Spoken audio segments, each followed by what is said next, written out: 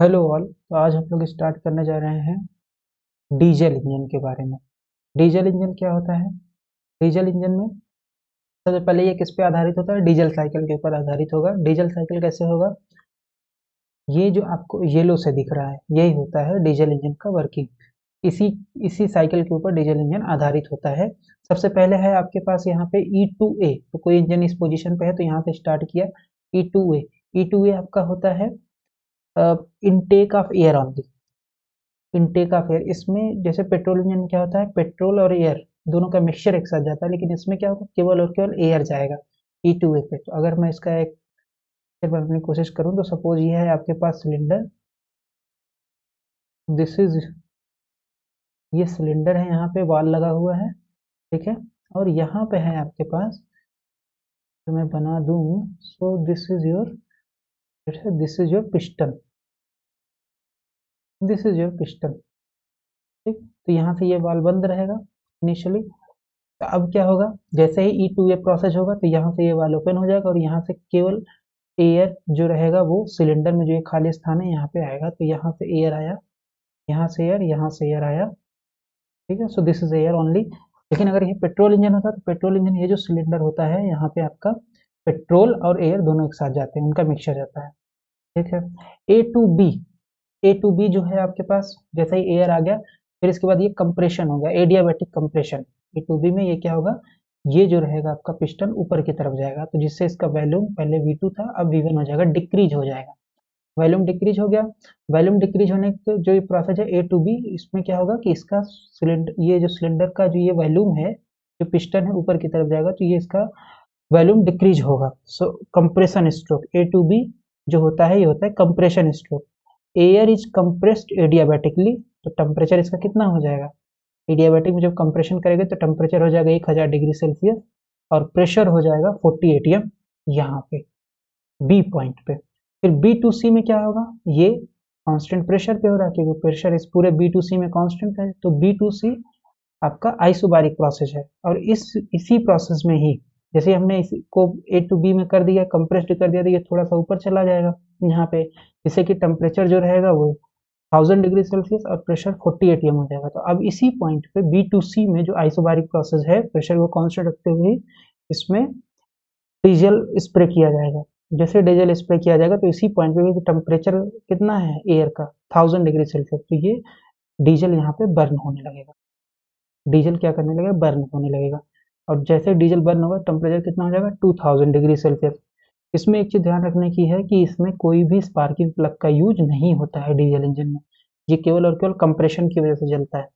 फिर C to D जो है वो है आपका एडियाबैटिक एक्सपेंशन। और C to D हमारा क्या है, वर्किंग स्ट्रोक है। मतलब इसी में आपका इंजन काम करता है, इसी में व्हीकल का जो व्हील होगा वो मूव करेगा। तो ये होता है आपका C to D working stroke, जिसको बोलते हैं एडियाबैटिक एक्सपेंशन। ये है आपका C to D adiabatic expansion.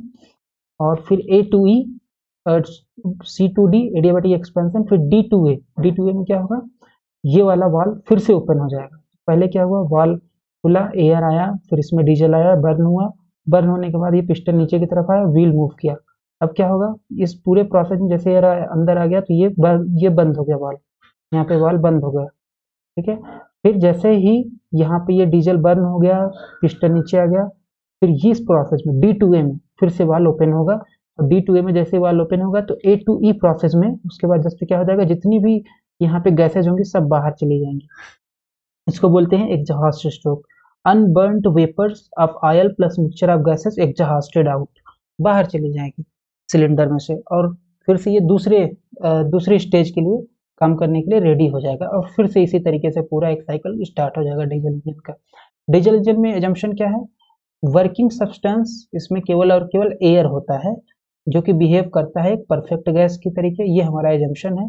और यहाँ पे पिस्टन में और सिलेंडर के बीच में कोई भी फ्रिक्शन नहीं है। तो इसमें लिखा है air enters into the cylinder in the beginning, this air is compressed adiabatically so that the temperature is high enough to ignite the oil, जो कि है diesel, spread into the cylinder. ये सब प्रोसेस हम लोगों ने जो डिस्कस किया वही लिखा हुआ है शॉर्ट फॉर्म। अब हमें इसका कैलकुलेट करना है इफिशियंसी कितना होता है। डीजल इंजन का इफिशियंसी कैसे कैलकुलेट करेंगे, सबसे पहले इसका डीजल साइकिल हमें पता ही है, ये हमारे पास डीजल साइकिल है। इसकी इफिशियंसी कैलकुलेट करने के लिए हमें चाहिए, फार्मूला क्या होता है, इफिशियंसी ऑफ हीट इंजन जो होता है eta is equal to 1 minus Q two by Q one. Q one क्या है, हीट इनटेक, और क्यू टू क्या है, हीट आउटपुट। तो हीट इनपुट क्यू वन है और हीट आउटपुट क्यू टू है। तो सबसे पहले B2C प्रोसेस, B2C कौन सा प्रोसेस है, ये B2C। तो B2C प्रोसेस आइसोबारिक है, तो हीट कितनी हो जाएगी, Cp is equal to Cp multiplied by change in temperature, heat capacity के फार्मूले से। तो ये हो जाएगा Q1 बराबर Cp चेंज इन टेम्परेचर। तो इस पॉइंट पे T2 है, इस पॉइंट पे T3 है, तो B2C में change in temperature T3 minus T2, तो यहाँ पे आ गया Q1 बराबर Cp T3 माइनस T2।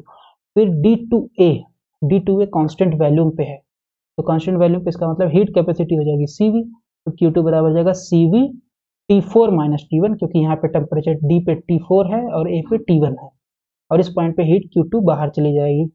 और ठीक है, तो यहाँ से हमारे पास इतना आ गया। अब फार्मूले में रख देंगे यहाँ पे इफिशियंसी के फार्मूले में। सो दिस इज 1 माइनस Q2 है Cv T4 minus T1, Q1 है Cp T3 माइनस T2, यहाँ पे आ गया। और Cp बाई Cv हमारे पास होता है गामा, तो हमने गामा रख दिया, और ये हमारे पास आ गया इतना। अब जैसे पेट्रोल इंजन हम लोग कैलकुलेट करते हैं ये टेम्परेचर का रेशियो, उसी तरीके से इसमें करेंगे।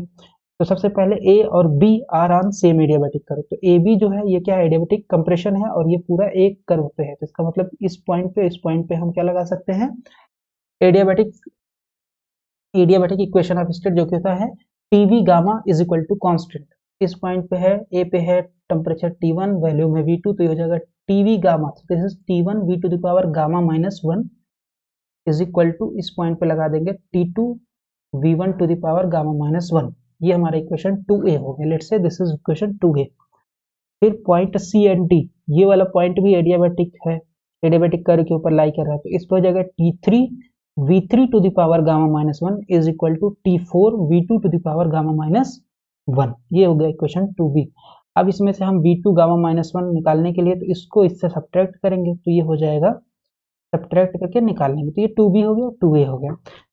इसमें हम कुछ रेशियो डिफाइन करेंगे। तो रोसी जो हमारा है, जो कि पेट्रोल इंजन में भी हम लोग डिफाइन करते हैं, जिसको बोलते हैं compression ratio, this is V2 by Vn, represent करते हैं रोसी से। इसमें एक एक्स्ट्रा कोफिशिएंट डिफाइन होता है जिसको बोलते हैं E, एक एक्स्ट्रा कांस्टेंट डिफाइन होता है जिसको बोलते हैं E, और इस E को बोलते हैं एक्सपेंशन रेशियो या फ्यूल कट ऑफ रेशियो, जो कि होता है V3 बाई Vn। V3 कहाँ पे है, V3 है आपका ये C पॉइंट का वैल्यू, और V1 है, V1 कहाँ पे है, V1 है ये पॉइंट B और पॉइंट E का वैल्यू। ठीक है, सो V3 बाई V1 इसको बोलते हैं एक्सपेंशन रेशियो या फुल कट ऑफ रेशियो। तो हमने ये समझ लिया इक्वेशन 2A कैसे आया, इक्वेशन 2B कैसे आया। अब B2C क्या प्रोसेस है, आइसोबारिक प्रोसेस है। B2C आइसोबारिक प्रोसेस है। तो आइसोबारिक प्रोसेस के लिए तो कौन सा इक्वेशन होता है, T by V is equal to constant. Isobaric अगर है तो T by V is equal to constant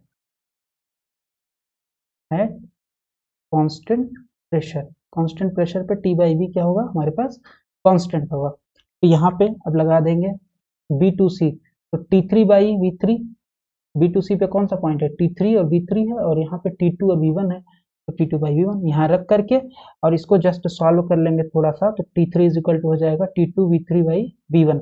अब V3 बाई V1 को हमने डिफाइन कर दिया है एक्सपेंशन रेशियो, ये हो जाएगा ET2। ये आ गया equation 2C। From equation 2A, equation 2A कहाँ है ये, तो यहाँ से आ जाएगा T1 by T2 is equal to V1 by V2 to the power gamma minus 1। Just इसका रेशियो निकाल लिया, T2 इधर चला गया और V2 इधर आ गया, और इसको हम डिफाइन करते हैं V2 बाई V1 को डिफाइन करते हैं रोसी, लेकिन ये है V1 बाई V2, तो इसका मतलब ये हो जाएगा 1 अपॉन रोसी। तो दिस इज 1 अपॉन रोसी, क्योंकि V2 बाई V1 है और यहाँ पे V1 बाई V2 है, to the power gamma minus 1। ये आ गया आपके पास T1 बराबर, अब ये T2 इधर मल्टीप्लाई हो जाएगा, so this is T1 is equal to T2 bracket में 1 upon rho C to the power gamma minus 1, equation 3A, तो हमने नाम दे दिया इक्वेशन 3A। फिर फ्रॉम इक्वेशन 2B ये है, इक्वेशन 2B ये है, तो 2B में इसी तरीके से रेशियो निकालो, तो T4 बाई T3, तो T4 यहाँ पे है, T3 इधर चला गया और V2 इधर आ गया, इसके नीचे आ गया T4 by T3 is equal to V3 by V2 to the power gamma minus 1। V3 by V2 हमारे पास कोई ऐसा है नहीं, तो अब हम इसको इस दोनों के टर्म में लिखेंगे। कैसे लिखेंगे, V3 बाई V1, V1 से ऊपर नीचे मल्टीप्लाई कर दिया ब्रैकेट के अंदर, तो ये हो जाएगा V3 बाई, यहाँ से V1 कैंसिल, तो यही टर्म आ जाएगा, ठीक है। V3/V1 कितना है, ये है E, यहाँ पे E रख दिया, और V1/V2, तो ये V2/V1 है, तो मतलब V1/V2 1/ρC, 1/ρC to the power gamma minus 1। अब यहाँ पे हम लोग क्या करेंगे, यहाँ पे हम लोग यूज करेंगे, ये आ गया T4/T3 is equal to E/ρC to the power gamma minus 1। अब यूजिंग इक्वेशन 2C इक्वेशन क्या बोलता है, T3 is equal to ET2, तो T3 is equal to ET2, तो यहाँ पे हम लोग क्या करेंगे, ये तो T4 ही है, T4 रख दिया, यहाँ पे जो है T3 की जगह हम लोग यूज कर लेंगे ET2, क्योंकि T3 बराबर ET2 है, तो T3 की जगह यूज कर लिए ET2 इज इक्वल टू, इसको थोड़ा सा सॉल्व कर लेंगे तो यह आ जाएगा e to the power gamma minus 1 upon ρC to the power gamma minus 1। तो यहाँ से हमारे पास आ गया T4 बराबर e to the power gamma ρC to the power gamma minus 1 into T2। तो हम करना क्या चाहते हैं, हम चाहते हैं कि सारा टेम्परेचर जो T4 माइनस T1 है और T3 माइनस T2, ये पूरा टेम्परेचर जो है T4 T1 T3 ये सभी T2 के टर्म में आ जाए, जिससे हम ऊपर नीचे कैंसिल कर सकें। तो T4 भी हमारा T2 के टर्म में आ गया, T1 भी हमारा T2 के टर्म में आ गया, फिर T3 भी हमारा T2 के टर्म में आ गया। तो अब हम इसमें सब्सटीट्यूट कर देंगे, substitute equation 3A 3B 2C in equation 1। तो 3A कहाँ है, 3A ये है, 3B और कौन सा है 2C, 2C हमारे पास ये है, सब उठा करके यहाँ पे सब्सटीट्यूट करेंगे, हमारे पास आ जाएगा eta is equal to 1 minus CP/C, तो यहाँ पे 1 upon gamma, so 1 minus 1 upon gamma. T4 की जगह कितना है, T4 की जगह है ये e to the power gamma, so this is e to the power gamma ρC upon ρC to the power gamma minus 1 ρC to the power gamma minus 1 T2। तो ये आ गया T4 का मान, यहाँ सब्स्टिट्यूट कर दिए, माइनस T1 का मान कितना है, T1 का मान यहाँ से, ये T1 का मान उठाकर यहाँ पे रख दिए, तो ये T1 का मान हो गया, डिवाइडेड बाई T3 का मान यहाँ से सब्स्टिट्यूट कर दिया इक्वेशन 2C से, और माइनस T2, तो सारा कुछ T2 के टर्म में आ गया, T2 कॉमन ले लेंगे तो ये कैंसिल हो जाएगा, तो ये आ जाएगा 1 upon sorry this is eta is equal to 1 minus 1 upon gamma.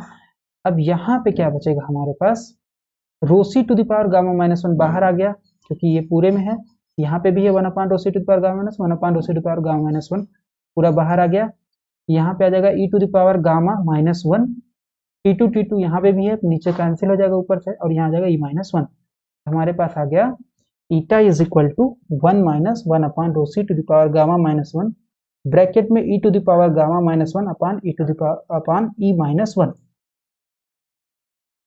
Since जो रो का मान होता है, ये जो e है आपका एक्सपेंशन रेशियो, e का मान लेस देन 1 होता है और गामा होता है 1 ग्रेटर देन 1।